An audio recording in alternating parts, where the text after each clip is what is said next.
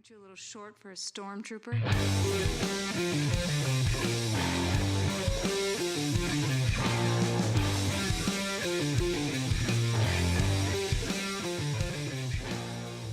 What's up, nerds? Welcome to another episode of the Multiverse Report. Tonight, we are recapping the week's nerdy news from the Baxter Building to Isla Nublar.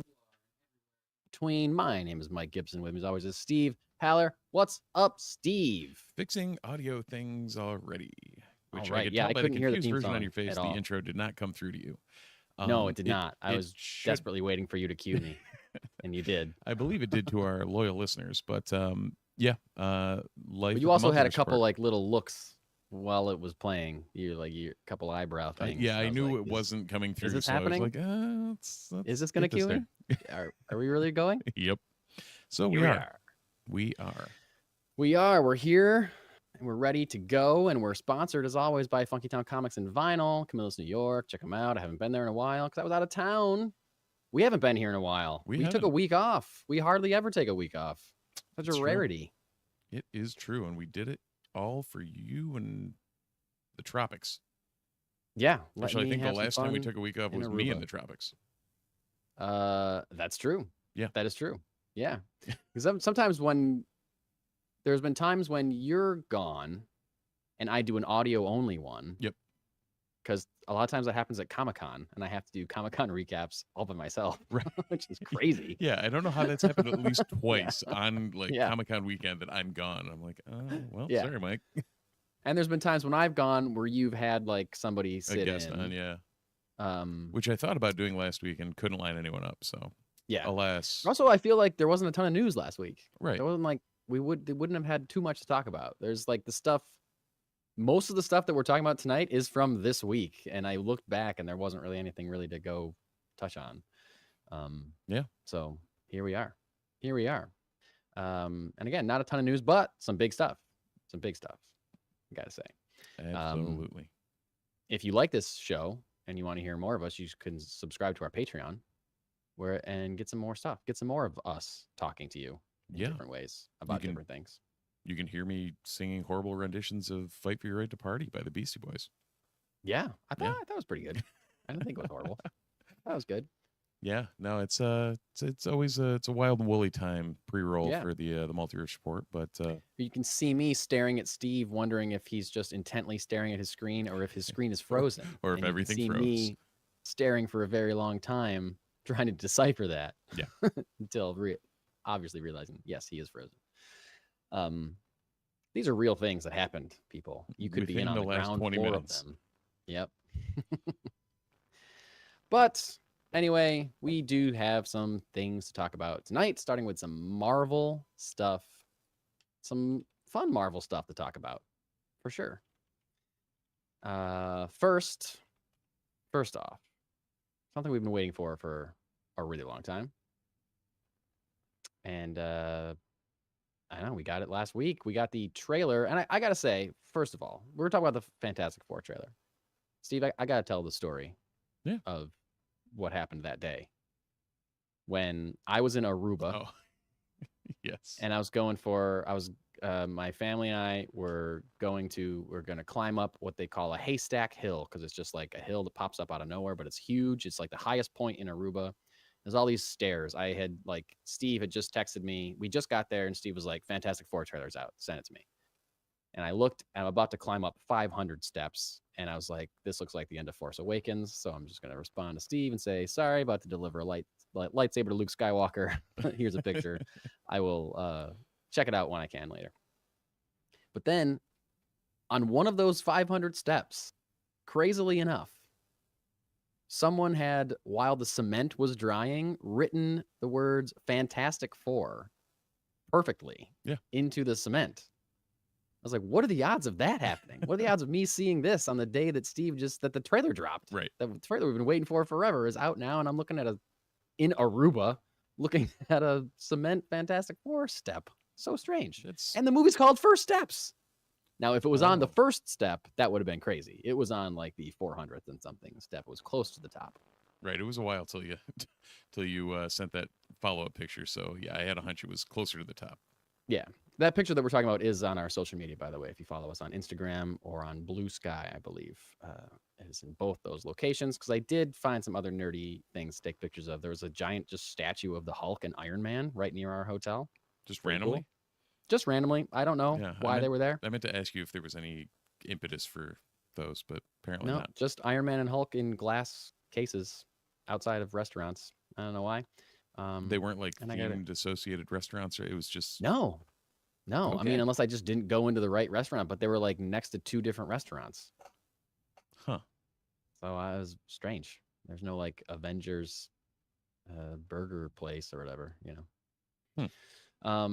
So anyway, I had fun, and that was a cool Fantastic Four story. And then I watched the Fantastic Four trailer, and we're about to talk about the Fantastic Four trailer. And Steve, despite you and me being at a Super Bowl party last night together for hours, we did not once talk about the Fantastic Four trailer. We were saving it for the pod. So Totally. I'm excited. It's totally what we were doing. So I'm excited to hear what you think. Pitching it to you first, Okay. resident Marvel guy. Sure. What do you think of this Fantastic Four trailer? Fantastic Four First Steps. Okay. So let's put it this way. I feel like this did not do anything to hurt my thoughts of what was going on for this movie. Anyone who's been a longtime listener has known that I am not a huge think this is going to be the savior of Marvel in the MCU type situation movie. And neither am I. And this didn't do anything to make me think that it's going to be a flop. It didn't really knock my socks off or anything. It just felt fine, which is part of the problem with most of the MCU stuff lately. I mean, I think it was more than fine, but it was not that much more than fine. We're on the exact same page, my friend. I Okay. thought it was fine. Yeah. I thought it was a fine trailer for a Fantastic Four movie. I think the Thunderbolts trailer is better than this trailer. Thunderbolts is my most anticipated Marvel movie in a long time. Yeah. I think Thunderbolts looks great. It looks super fun. I should have put it on the rundown to talk about the new trailer that we saw during the Super Bowl. Right. It looks fun. It looks action packed. It looks kind of like gritty in a good way. Thunderbolts looks great. Fantastic Four looks like a Fantastic Four movie. It looks fine. Right.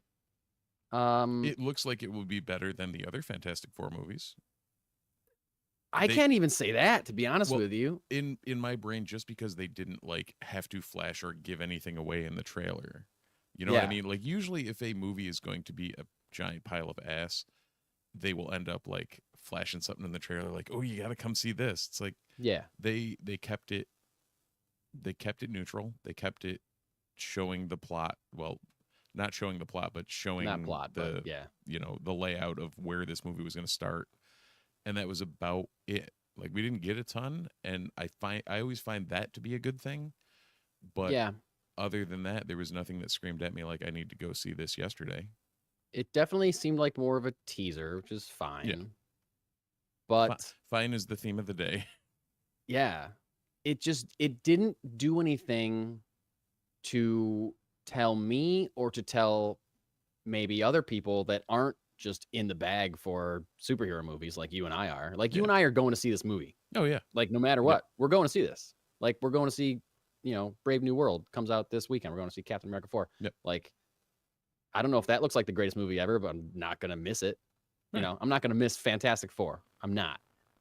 But there are we've talked about this in the podcast a million times. There's a lot of people in the general public that don't pay attention to superhero news necessarily, that just remember 3 terrible Fantastic Four movies, and they don't necessarily want a 4th one.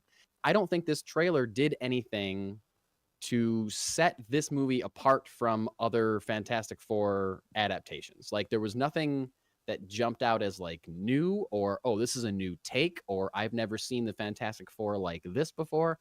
Comparing it to something like the Superman trailer that starts with Superman falling out of the sky and is beaten and bloody and needs to be carried by his dog home. Like that's something we've never seen in a Superman movie before. It immediately hooks us like, oh, this is something different. Yeah. This is something new. Whereas this, besides the fact that it's in like the 60s, which looked again fine. Wasn't super impressed with how the '60s thing looked. It was cool, I guess. It was. I did like the Jetsony, like futuristic '60s Yeah. type thing. Like I like that tone. definitely I liked the general feel of the trailer. Yeah. Like there was nothing that screamed that I didn't want to continue to want to watch this movie. There was nothing that made me say wow. There's nothing that made me go whoa. Like again, even, in the even the Galactus Superman reveal trailer. at the end was like, okay, cool. Okay, great. Yeah. Right. Like Brian in the chat said, though, they could have shown literally nothing in the trailer, and it would have been better than the last Fantastic Four movie. So yeah, that's probably true. But that's not Probably going to true. bring people back. If that's the bar that we're going by, that's not going to bring the MCU back. Yeah, I think I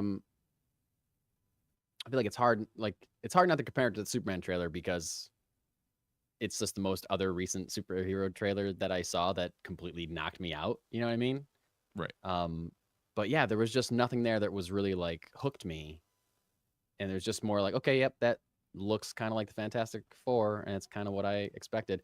But the thing that I'm kind of hoping, because when I watched it a second time, I thought, because it starts with Sue showing those two people around the Baxter. Well, welcome to the Baxter building.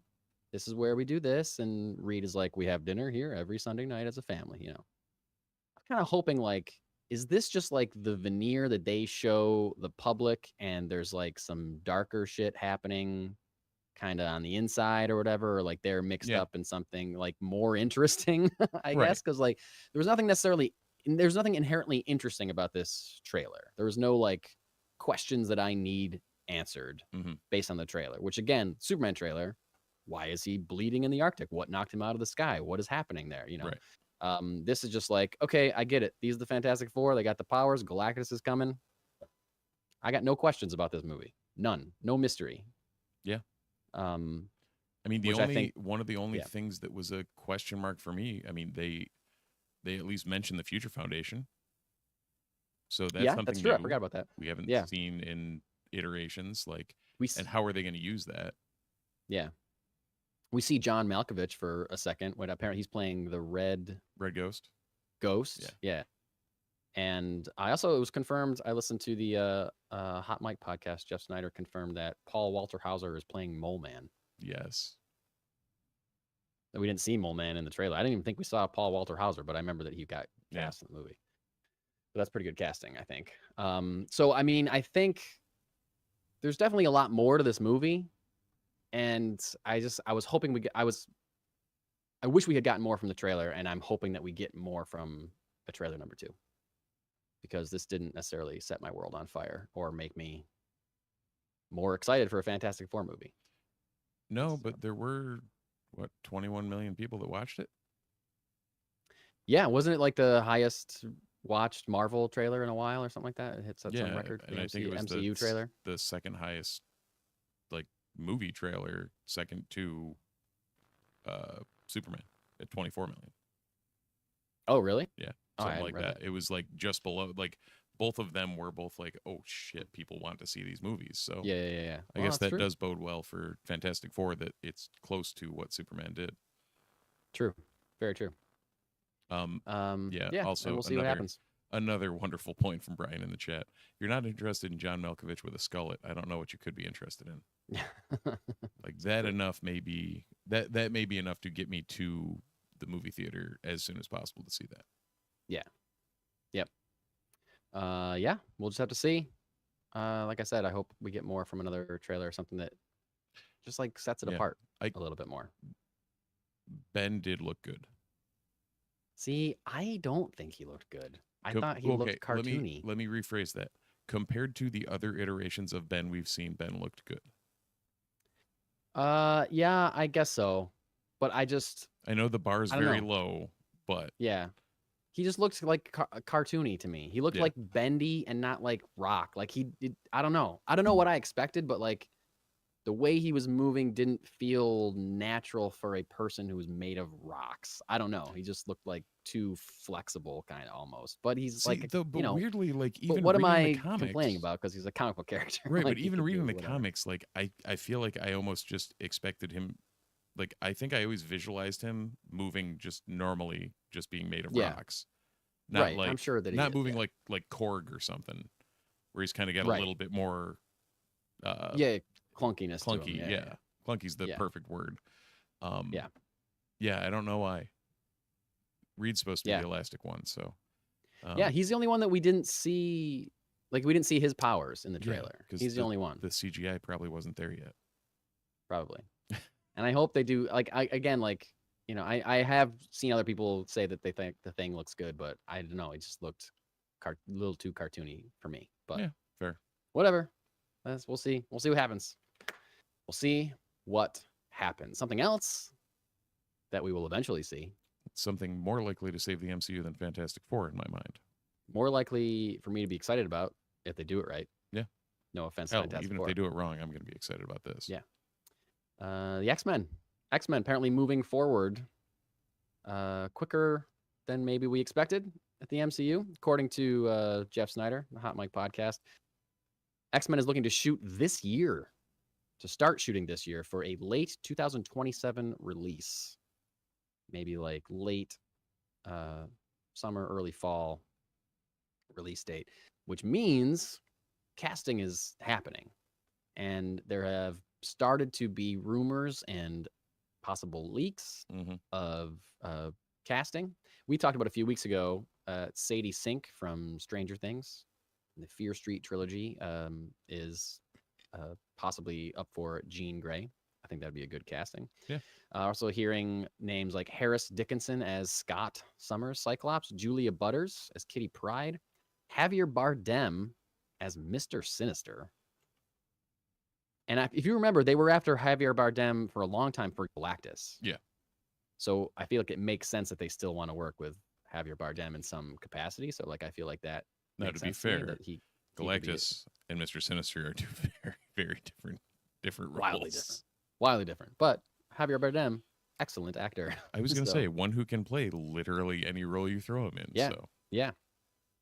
And Jeff Snyder also brought up the possibility that Denzel Washington, who we know is appearing in Black Panther 3, just because he's appearing in Black Panther 3 doesn't mean he's definitely a Black Panther character. It's possible that he could be an X-Men character. And the rumor had been for a while. A while? I had heard it before. I hadn't heard it before. Snyder said it on the podcast also. Are we talking about the same character? Yeah, and I don't know Ready? how I feel Ready? about it. We'll say it on 3. Ready? 3, 2, 1. Magneto. Yeah. So yeah, that I think they can pull it off. Mm-hmm. I also Magneto's one of those characters that's so intrinsically linked to his backstory that I wonder how they'll pull it off. Well, what they're going to use as what the jumping off point will be. You know what I mean? Well, I think if Magneto's going to be played by a black man, then I think it's just going to be civil rights or racism. Yeah, I mean, they could very easily make that work. Yeah, and I would be fine with that. Like, 100%. I know like Magneto's origin is Holocaust related, but it is 2025, and unfortunately, we've found that too many people have forgotten that era. Too many people have forgotten that, and that's not what I meant. I just meant like age-wise. Oh yeah. You don't necessarily want to be casting an 85-year-old as Magneto to get that origin, but like that certainly a similar somebody affected by or that lived through the civil rights movement as a child could certainly that was young in the civil rights movement, similar to how Eric was a kid. Could certainly grow up with a certain vision for how they want the future to go. Right, and that's one of those where the sliding time scale in the comics works. That Magnus can still have the same backstory. Exactly. 100 years later. However many years later. Yeah. But also, I mean, think about how, Professor X and Magneto are often described as being Martin Luther King and Malcolm X. Yeah. So, like, having roots in the civil rights era would certainly work with that as well. Yeah.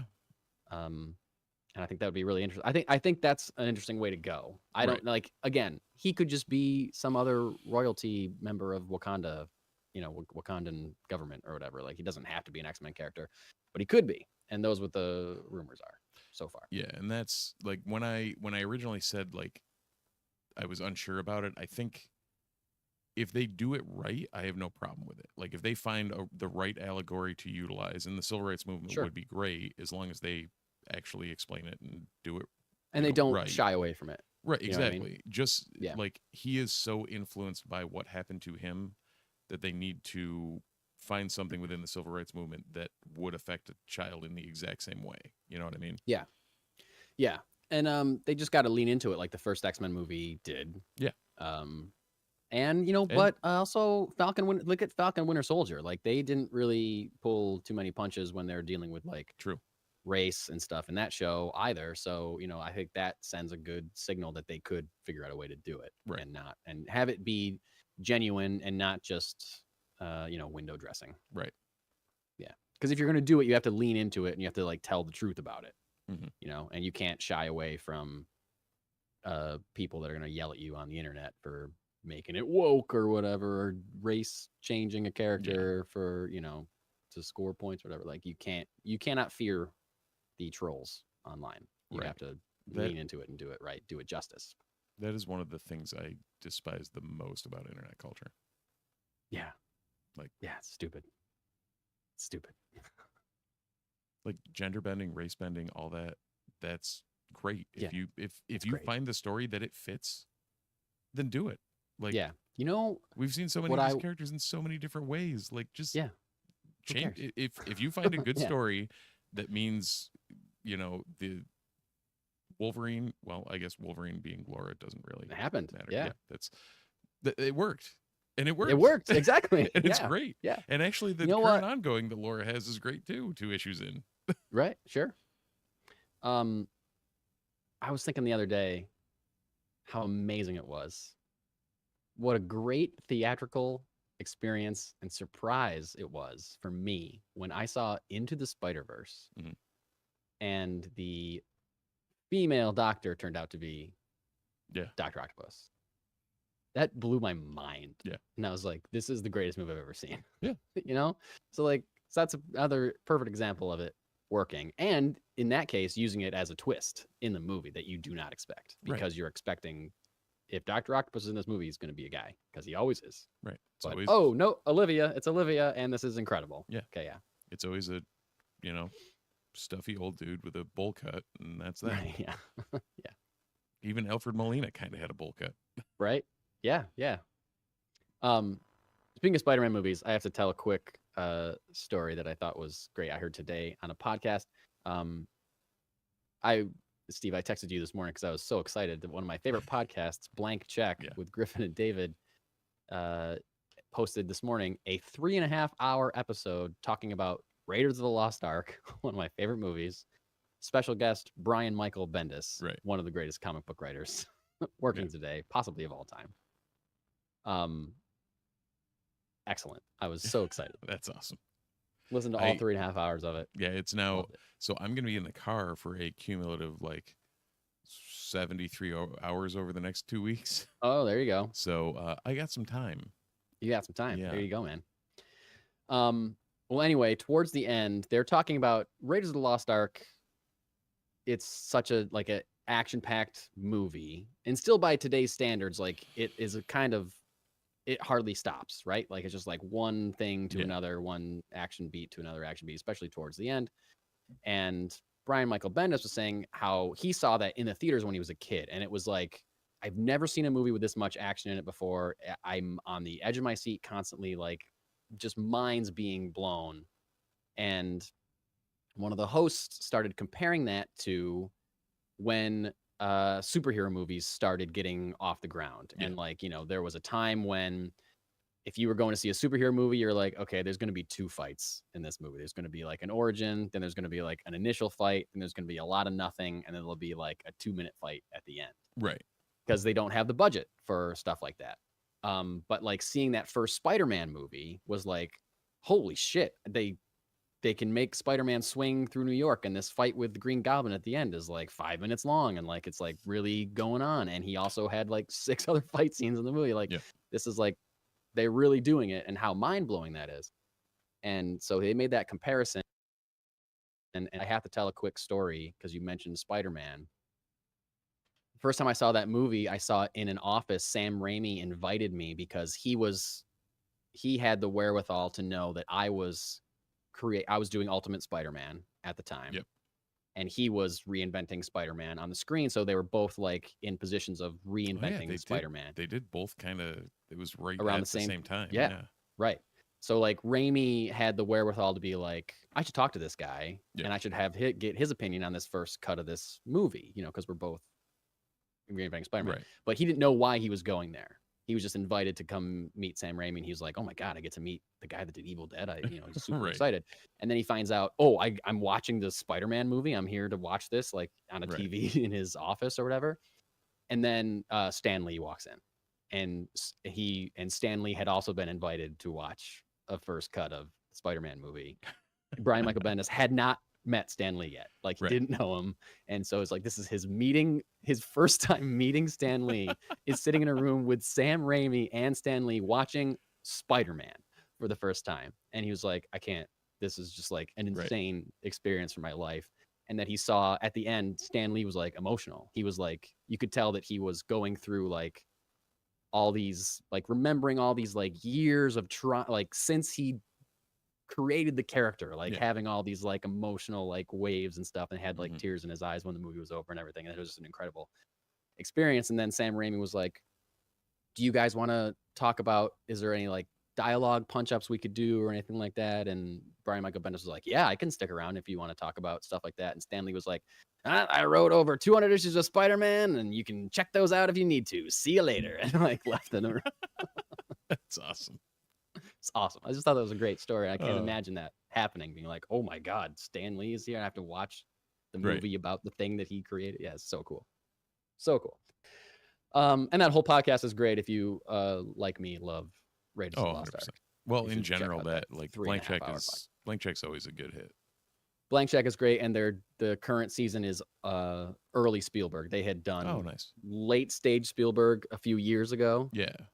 But they were like, they didn't want to do early because like everybody's talked about those movies so much, and they're still referencing. They're like, how do we say anything new about Raiders of the Lost Ark? How do we say something about Jaws that hasn't been said on a million podcasts? But they're still crushing it. It's really great listen so far. So yeah, I usually they are one of those podcasts that I always kind of keep in the back pocket.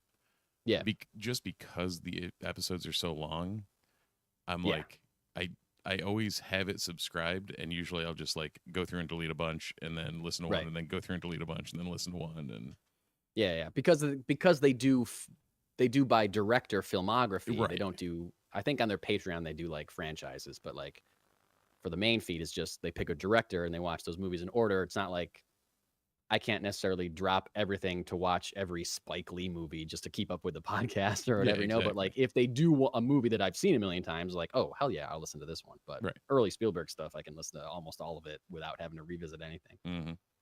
Because like last week was, or 2 weeks ago was Close Encounters. The week before that was Jaws. This week's Raiders. Next week's E.T. Like, okay, I can listen to all of these without having to refresh myself on it. Great. Right, like of the early Spielberg, it's like 1941 is kind of the only. That's the one that was last week, and I haven't seen it. And I would like to watch it. I just haven't been able to sit down and. I think I saw it once. A long time ago. Well, this past summer, I made an effort to watch a bunch of Spielberg movies that I hadn't seen, or rewatch ones that I haven't seen in a while. I didn't get to all of them. I still haven't seen 1941. But again, this Blank Check series is putting me back in the mood to try to check some more off my list. There you go. One movie that I hope to be checking off my list pretty soon, like I mentioned earlier, Captain America: Brave New World, out this weekend. Steve, you think you're gonna be able to go see it, or it's on the list? I had plans to go see it, and then realized that my wife has a work function on Thursday night, and I won't be able to go see it Thursday night. If I can swing out there Friday, if not, I'm in New Hampshire for the weekend, which makes it very tough. Speaking of which, we're not going to be able to do a pod next weekend. Okay. Yeah. I just want to tell you now so I don't forget. another week off, or this is like a Monday situation? I'm gone a lot. Oh, okay. Maybe another week. An unprecedented 2 weeks off in 1 month. Yeah. Unprecedented. But I'm also fine with that because February is the month that I do my challenge where I write and record 14 songs in 28 days. And I'm honestly very anxious that I'm not doing that right now that I'm talking to you about superhero stuff. So I'll take another week And at off. the end of the month of February, please check out bandcamp.com/carolskid with a K. That's right. Yeah, please do. I'll plug it for sure. It's always good. It's legitimately, it's good every year. Thanks, man. This one. And actually, our theme song came coming together. No, our theme song is from a separate. Oh, that was from the EP. Star Wars EP that I made during the pandemic because I was. Yep. Driving myself crazy and watching almost nothing but Star Wars. Oh, we do have some breaking news in the Masters of the Universe front. Oh, whoa, okay. Yeah, what's going on with Masters of the Universe? I completely forgot that they were doing a Masters of the Universe live action movie. I haven't forgotten about it because it is starring my girlfriend Allison Brie. Well, you know what? That she's in it. Our other girlfriend, Marina Bakarin. Oh yeah. Is going to be the sorceress. Ooh. And Johannes Hacker Johansson is in the role of Malcolm/Fisto. Fisto. Yeah. It's the guy with the big metal hand. Of course. Of course. We're talking Masters of the Universe here, man. Just I'm go with what the name is. Don't overthink it. Yeah. Fisto, he's probably got a big fist. Probably I got a remember big that fist. guy. Oh, yeah. Yeah. I like he had the action Lion. figure. Yeah. The action figure I think had like a twist and like the twist his body. Right. The waist articulated and that was it. Yeah, twisted the torso and that was about it. I don't think I ever had Fisto, but I liked the punching action, and I was jealous that my friend had Fisto and I didn't. I had to go home play with Cyclone and Moss Man or whatever. So that brings the cast up to Nicholas Galitzine as Prince Adam, He-Man. Yep. Mm-hmm. Camila Mendes as Tila. Jared Leto as Skeletor. I forgot Jared Leto was Skeletor. Yeah, I remember reading that. Alison Brie as Evelyn. Yeah, is my girl. Another one you probably forgot, Idris Elba as Duncan, Man-at-Arms.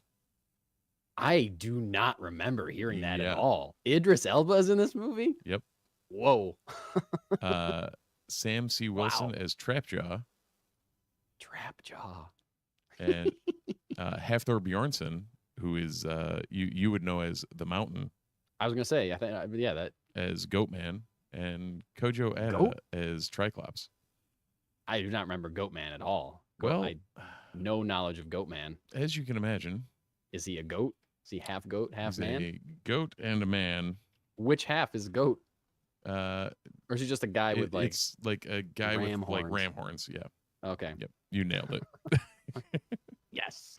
Yep. Carried a big ass hammer. That's about all you got. Oh, cool. Sounds good. Who was the two-headed guy? Remember the two? There was like two-headed, like a blue and a purple. Their action figure did this with their fists. God. I don't remember who it was. I had the action figure. I think I still do. And for anyone who's listening to this that has not watched the Netflix special, The Toys That Made Us on Masters of the Universe, I should watch that. It is fucking amazing. Pardon my PG-13. We're still good. That was the first drop. I also hear that the Kevin Smith Netflix animated series is really good. Oh, is it? The Masters of the Universe. Yeah. Nice. I haven't watched it, but I think a lot of fans of Masters of the Universe are pleased with it. I think. There you go. Hopefully they will be with this. This is it's Amazon movie, right? I think so. Amazon, MGM Studios, and Mattel. I can say, He-Man as a child shaped at least my left leg. I broke my left ankle when I was 2.5 years old, or 3.5 years old or something, jumping off the couch pretending I was He-Man. Wow. So, yeah. That's a good story. He-Man literally shaped my childhood. Wow. Yeah, no, He-Man was big for me when I was a kid. as well. It's not something that like stayed in my heart. Right. Well, and it's like funny too, because Superman or like, whatever. Star Wars. because you're what, 2 years older than me, and even that maybe 3, but even that gap, like He-Man was like I was the tail end of He-Man, and then like hardcore Turtles. Yeah. Yep. And you were probably like hardcore He-Man into like shades of Turtles. I was hardcore He-Man. I think then I was into the real Ghostbusters after He-Man, and then I was in. Right. And then I think I just went back to like superheroes. Yeah. Superheroes never went anywhere. Superheroes were always there, but there was little. There's a G.I. Joe superhero phase in stuff. there. Maybe some I was Transformers here and there, but yeah. Of course, I was into G.I. Joe and Transformers, but like superheroes, just constant, and Star Wars. Mm-hmm. Speaking of things that are not going to be as consistent, Mm. it was just announced that the Sandman television show Netflix series will end with season 2. Netflix has announced the cancellation of the Sandman prior to its upcoming season, which hasn't even been dated yet. Right. But that season, which season 2 will be the last season, this preemptive cancellation is reportedly due to the absolute onslaught avalanche of sexual misconduct allegations surrounding series creator Neil Gaiman. Like every to the report point is where just worse. I want to take like books off my shelf now. I'm like, dude, I don't know that I'm gonna watch this. No, I don't think I am. I was don't gonna think say I the same am. thing. Like, and season 1 was so good, and the source material, Yep. like to separate the art from the artist, the source material is freaking amazing. Yes, But like, but the creator is also seemingly, possibly a monster. yeah, and like every report is worse than the previous report, and every allegation is worse than the previous allegation, and it just keeps getting so shitty and so dark that it's getting like, I was looking at my shelf the other day and I was like, I think I might get rid of these books. Like, I don't know that I'm ever going to read one of these Sandman books again without thinking of the horrible guy that wrote them. When we saw him, I literally bought a book 2 of Sandman autographed by him. Right. Yeah. And now I'm like, well, shit. Yeah. What am I going to do with this? Yeah. Brian. Neil Gaiman, who some would say was taken down by your local library system. Yeah. So for anyone who doesn't understand the reference, the Onondaga County Library System sponsored a talk with him and Art Spiegelman. And which we attended. Which the Multiverse Report attended, as well as prior to any allegations of wrongdoing. Right. And we both were knocked out by, it was a great discussion, great night, whatever. Within a week after that, the floodgates opened. Yeah. Yeah. So Onondaga County Library System was the downfall of Neil Gaiman. Completely, total direct correlation. And for that, we tip our hat to you, absolutely, Onondaga County Library, because expose these monsters, please. Mm-hmm. It's just shitty. It's just like separating the art from the artist it's a personal thing, right? Yeah. Like, there's just some things, some people aren't going to be able to do it, or some people are affected by the news differently or read the reports differently. I also weirdly feel like when it was like 1 or 2 allegations, it's like, okay, like there's a chance that it was a minor screw up, whatever. And then when the floodgates opened, it's like, oh God, no. Like, and now I'm reading stuff about like possible human trafficking. Like, really? Like, Jesus. Yes. Like, just really just terrible, terrible stuff. So if anyone wants to buy an almost complete set of Sandman books, yeah, any creeps out there. So anyway, yeah. So Sandman's ending with season 2. I don't know that I'll watch it, but it's out there. It's going to be out there at some point. Do you think? I honestly, allegations aside, do you remember how long it took for them to renew Sandman for season 2? It was like I'm not year surprised. after, almost, wasn't it? Yeah, I'm not. I wouldn't be. I would not have been surprised if this was the last season of Sandman, regardless of the allegations, because it seems to be a really expensive show. And it is like practical sets and lots of CGI done well. Yeah. So Boyd yeah, Holbrook. wouldn't have been surprised if this was over no matter what. But certainly, do you think it's possible that they don't release this because of the It depending on where it backlash? goes, there's a chance. I mean, it wouldn't surprise me. That they pull like a Batgirl? They Just Batgirl shelve it. Yeah. shelve it for a tax write-off. You know, if Something like this might not be the worst idea. no, Like, and if the allegations end up, gaining more steam and whatnot, then yeah, I wouldn't be surprised if we see it shelved. yeah. I mean, sure, there's still allegations, but his career is over. Oh, Like that's 100%. not. Yeah, and I am fine with it. It's Yeah. like this is a where there's smoke, there's fire situation. 100%. For sure. For sure. We're not going to go into details. There's plenty of articles out there if people want to read about what a monster Neil Gaiman would be. If you're not sure what we're talking about, but yeah. So Well, let's move on to speaking of something. monsters- What's that? Speaking of monsters, Speaking of monsters, let's talk about monsters in a fun way. yeah. The other trailer we got this week was a trailer for Jurassic World Rebirth. This is a new direction for the franchise, I guess, leaving, still calling it Jurassic World, but leaving behind the Chris Pratt, Bryce Dallas Howard string of films. Yeah. And the And- first Jurassic film that does not have anyone returning in the cast. Yes. Yes. Yeah. Who was in Jurassic? Oh, did. Woo. Oh, Doc- yeah. Okay. Henry Wu. Okay. Okay. And then Goldblum had a cameo in In the the- yep. second Jurassic World, and then all three of them were back in. The, whatever yeah. the hell the last one was. I didn't even see the last one. Oh, I didn't thought see the last two. Jurassic mean- World was the last one I saw. I haven't gotten sick in a while to the point where I need to watch that. That Yeah. usually that's how I caught. I That's how I literally- caught Jurassic World. Was like, I watched the second Jurassic World when I was sick. Yeah. Yes. And I hated it so much. I was like, oh, and the third one's getting bad reviews. I'm not all gonna. right, I'm let's gonna not watch do that. that. I'm sorry to any Jurassic Park, Jurassic World fans out there. I am not a huge fan of this franchise in general. First one, masterpiece. Great. Love it. Watch it all day long. I don't think any other movies are particularly good.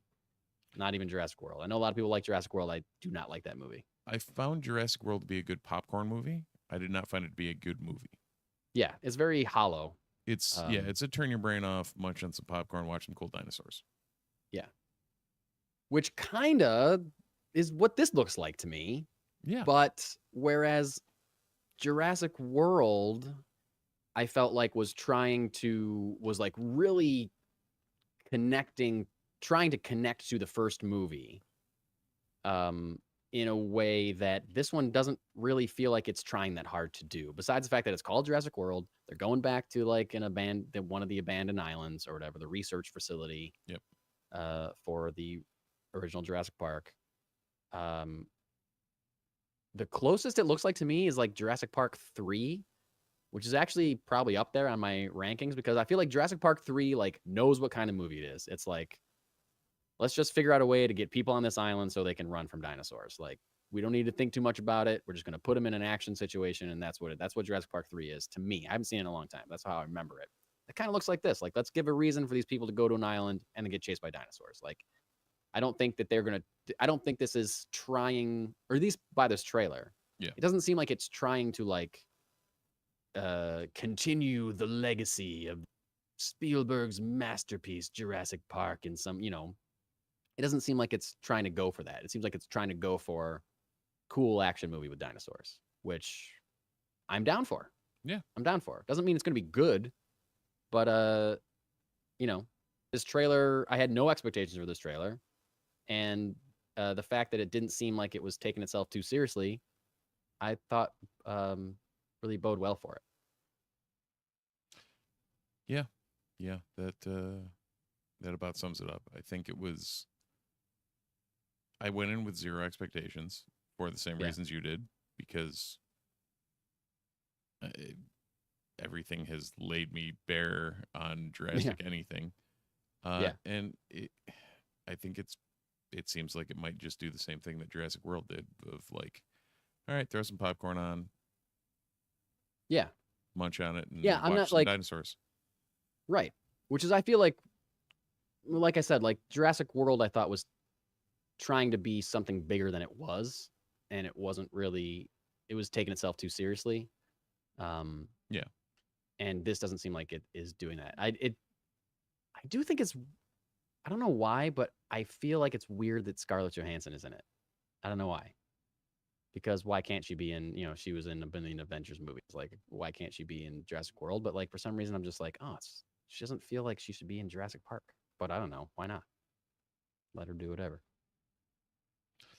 Yeah. No. I mean, Yeah. well, Marshall Ali.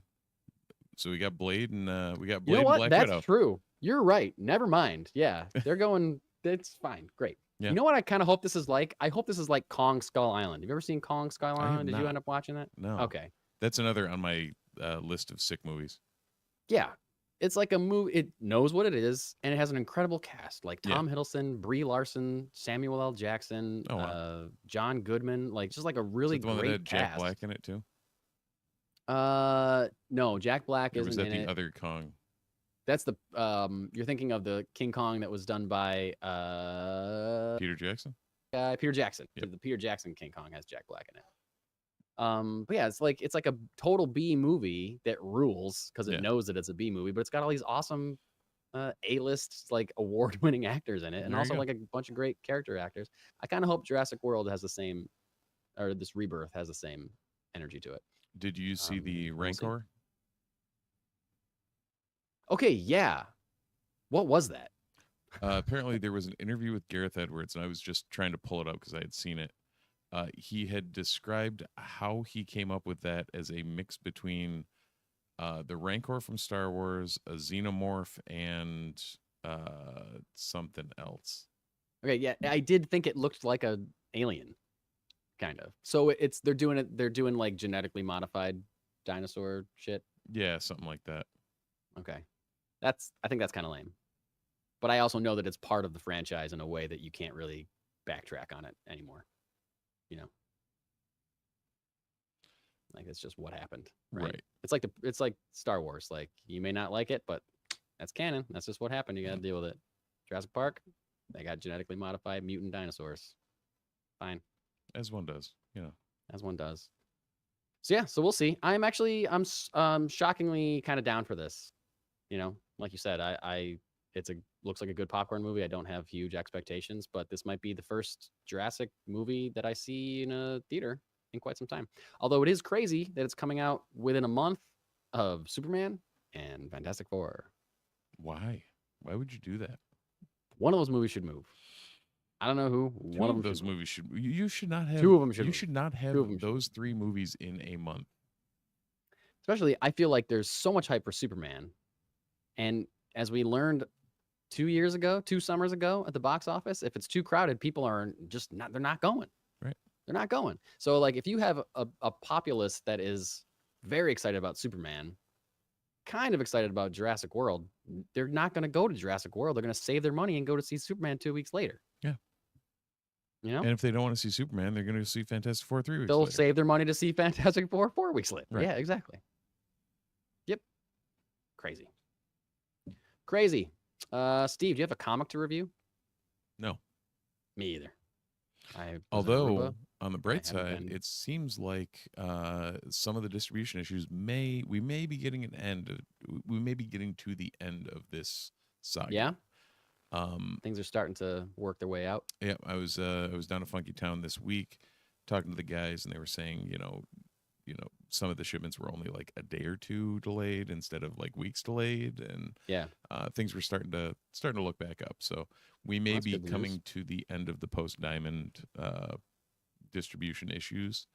Well, so that is good. Hopefully, moving forward, we'll see comics on time and in a timely manner. Good to hear. Speaking of comics, we're gonna do another entry in our Kickstarter call out. Our new old segment.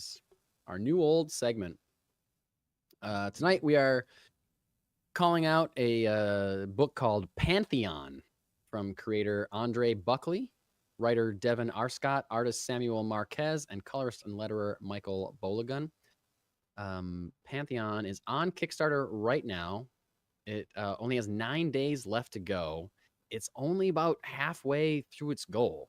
It's looking at a goal of $5,000. So we're throwing some heat behind it here, hoping that we can throw some energy to their campaign. And let me tell you what it's about because it looks pretty cool. Pantheon is a 32-page superhero action-adventure comic book featuring an all-new young hero for a new age of comic book readers.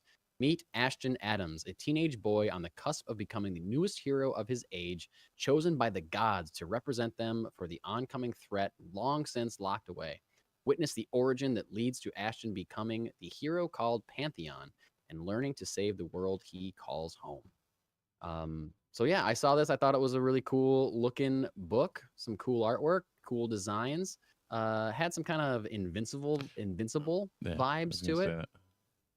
And maybe that's just because like the costume has some blue and I think it's literally just the blue and gold. Yeah, yeah.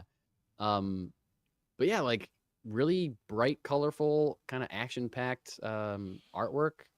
Looks really cool. Some awesome fights and cool power sets looking. There have some rewards, a bunch of variant covers for awards. People love variant covers, plus a couple bundles. And the awards aren't too expensive. Like the most expensive awards, like $40. So they got a lot of good stuff going on. This is the first comic from this team. First comic, the creator, Andre Berkeley. I think I said Buckley the first time. It's Andre Berkeley. And he's the creator, not the writer. So I think he just came up with a concept. Maybe he's like helping to fund it or get the team together. I don't know. But yeah, it's good. It looks cool. Check it out. Pantheon. Go to Kickstarter right now. Look in the comic section for Pantheon. Help these guys hit their goal. 9 days to go as of this recording. So yeah, get out there, people. Help them out. Absolutely. Help a creator out. And that was Kickstarter call. I should write a theme song, so we know when the segment's over. There you go. Don't you think that's a good idea? It's always a good idea, Mike. I am battling my computer right now. I'm using a new computer. Some of the settings are different. If I touch like a Chrome window in a certain way, it gets huge, and I'm not trying to get it huge. I'm just trying to keep it small. Anyway, that's my whole saga that's going on behind Blue Eyes. This week in your local comic book store, you may or may not find the following books: Absolute Batman #5, Action Comics 1083, All New Venom #3, Amazing Spider-Man 67, Aquaman #2, Batman and Robin #18, Black Lightning #4, Cable, Love and Chrome #2, Deadpool #11, Deadpool and Wolverine #2, Eddie Brock Carnage #1, big change for that character, Flavor Girls Return to the Mothership, never heard of that, but it's on issue 3, Green Lantern Corps #1, Immortal Thor #20, Magic #2, excellent title for this next one, Mine is a Long Lonesome Grave #1, New Champions #2, One World Under Doom #1, Psylocke #4, Sam Wilson Captain America #2, just in time for the new film coming out, Spider-Boy 16, Star Wars High Republic Adventures Phase 3 #15, Teenage Mutant Ninja Turtles Mutant Nation #4, The Moon is Following Us #6, Transformers 17, Witchblade #8, and X-Men 11. Bam. Plus a bunch of other books. Yeah. These are just some ones that caught my eye. You're not pulling X-Men anymore, or are you pulling mainline X-Men? No X books? No X books, Steve. What have you become? Laura Kinney doesn't count, I don't think. I guess it does. Sure. She's an X character. But no currently mainline X books. Crazy. Not even Uncanny. Case. Yeah. You still pulling Batgirl and the Absolutes from DC side? Oh yeah. Are you pulling more DC books than Marvel books currently for the first time in human history? Yes. Wow. Congratulations. You're taking your first step into a larger world. It's a large shift over here. Yeah.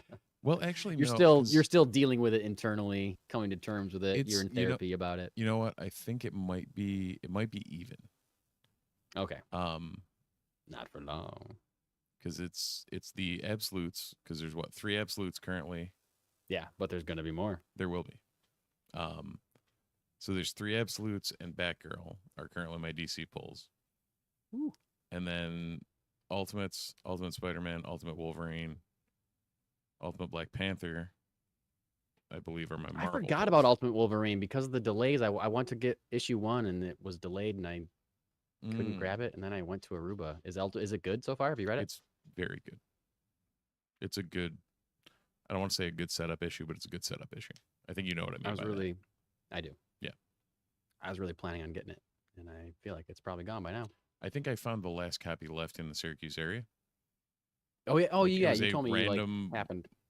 Because they were out of it at Play the Game. They were out of it at Funky Town.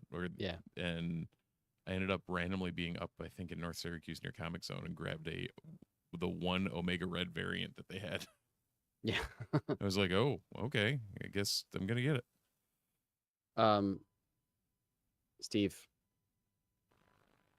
I thought of something that I neglected to put into our rundown. This is a huge story. Okay. So I'm sorry that we're ending the show with this. This is a one shot. Maybe this should not be a one shot. This maybe should have been our lead story. I don't know what reminded me of it while you were talking. Have I ever told you what my favorite television show of all time is? Do you know what my favorite television show of all time is? No. Maybe. Probably once you say it. It's hard to, we live in a world where there's so much of everything, right? There's so many movies, there's so many shows, there's so many whatever. It's hard to say like, this is my favorite show. This is my favorite movie. I usually say Jaws is my favorite movie because I think it's a perfect movie. I've seen it a million times. Yeah. I'm never sick of it. If you asked me what your favorite movie was, I would 100% say Jaws. Yeah. And kind of along those same lines, if you ask me what my favorite television show of all time is, my answer would likely be Buffy the Vampire Slayer. Okay, yeah. I should have gotten that. Yeah. Yeah. And this past week, it was announced that they are rebooting, revisiting, relaunching Buffy the Vampire Slayer with Sarah Michelle Gellar returning to the role of Buffy. So this is not a reboot necessarily. I mean, it's a reboot of the series, but it's not like it's not a reimagining. He's returning to the role, and this is amazing. Yeah. The showrunner, Chloe Zhao. Yeah. Oscar-winning filmmaker Chloe Zhao. I'm shocked that I forgot to put this on the list because I'm so excited about it. We have an Oscar-winning filmmaker and Sarah Michelle Gellar returning. This is we're close to getting a pilot order from Hulu. It's going to be a Hulu streaming series. And our friend sent us this link when it was first reported, and I was like, I'm not going to believe that right away because there have been announcements in past years and nothing has happened. Largely, I believe nothing has happened because the creator of Buffy the Vampire Slayer, Joss Whedon, human shitbag monster. Terrible person. And you can't really do anything with Buffy without giving him money. So I don't know where that is. And it seemed, from things I've seen Sarah Michelle Gellar say in the past, it seemed like that was her, like, I was going to say that was like, I'm not working with him again. Right. Yeah. Her apprehension was based on that. I don't think anyone wanted to work with him ever again. Right. But he's clearly not part of the creative team. I'm sure he's got to be getting something for it, but I don't know. Maybe they might even keep his name off of it. Who knows? Yeah. Who knows? But Chloe Zhao is going to be the showrunner, and she's going to direct the pilot. It's going to be written by Nora and Lila Zuckerman, who wrote the show Poker Face. Ryan Johnson created mystery show on Peacock, Poker Face. And yeah, we're getting more Buffy the Vampire Slayer. So I didn't believe this story until I saw another cast member of the original series, Emma Caulfield, who played the demon Anya, was a recurring character, then became main part of the cast. She reposted it and said the news is out or something. So her saying the news is out tells me that she knew about it already, which tells me that she has been asked to return as well. It was telling me that there are likely multiple returning cast members besides Sarah Michelle Gellar, which I think is very exciting for a nerd like me who loves Buffy the Vampire Slayer. Well, there you go. Steve, do you have any opinions of Buffy the Vampire Slayer? Have you ever read the comics or watched the show or seen the film? No. None. No to all of those. None at all. I've never seen the movie because I love the show so much. And I've Okay. heard that the movie is drastically different. I don't want to watch it if it's not the same as the show. Fair.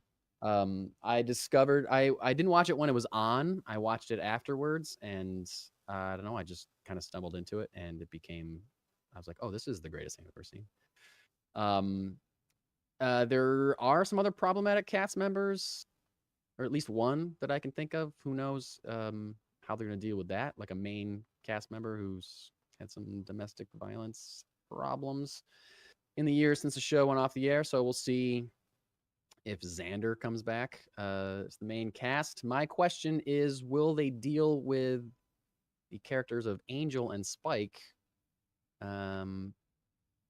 Or if they do, how they will, because they're supposed to be immortal vampires, and yet clearly time has passed for David Boreanaz and James Marsden.